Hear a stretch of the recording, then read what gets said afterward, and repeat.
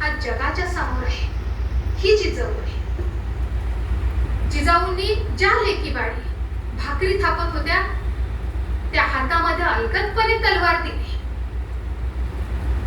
प्रत्येकदा कोणी कोणाच्या संरक्षणासाठी येणार नाही हे सांगितलं आणि स्वतःचं संरक्षण स्वतः केलं पाहिजे.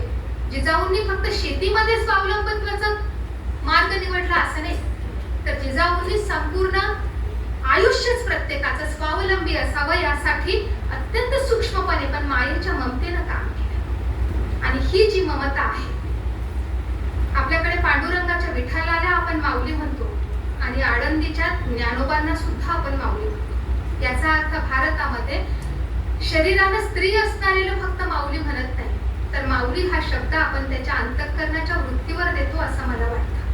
म्हणून आभाळातील विजांसारखी अत्यंत तेजस्वी आणि तल्लख असणारी ही छोटीशी जिजा, हिचं आऊपण या महाराष्ट्रातल्या सगळ्याच लेकरांना पुरून इतकं दशांक पुढे उरलं की ती कायम तुमच्या आमच्यासाठी जिजाऊ झाली.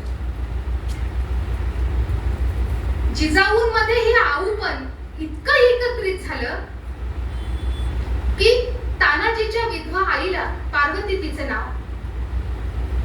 त्या 14 वर्षाच्या तानाजीला जेव्हा पार्वतीनं राजगडावर सोडलं तेव्हा ती अत्यंत निर्धास्त होती की एक माय जरी सोडत असेल तरी माझा तान्या दुसऱ्या मायजवळ सुरक्षित आहे.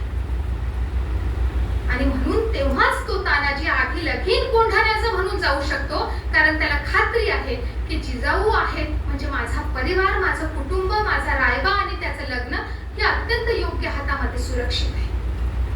जी गोष्ट जमिनीमध्ये द्यावी ती दशपटीनं उगवून निघते. एक दाणा ज्वारीचा टाकला तर ज्वारीचं कणीस येतं.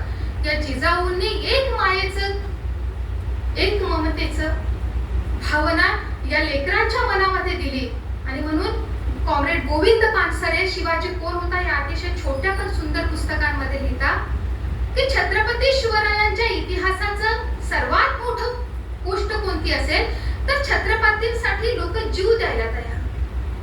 लोक पैसा देतील, लोक वेळ देतील, लोक वाटलं तर तुमचे 5 एकर शेत तुमच्या नावावर लिहून देतील,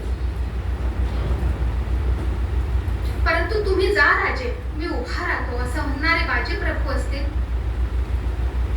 किंवा काहीही माहित नसताना खोटा शिवाजी बनणारा शिवा काशीद असेल, या लोकांनी स्वतःच्या आहुत्या दिल्या आणि मग स्वराज्य निर्माण झालं. ही जी काही मुहूर्त भेट रोवल्या गेली ही जिजाऊंच्या माऊलीपणामुळे रोवल्या गेली हे खरं आहे.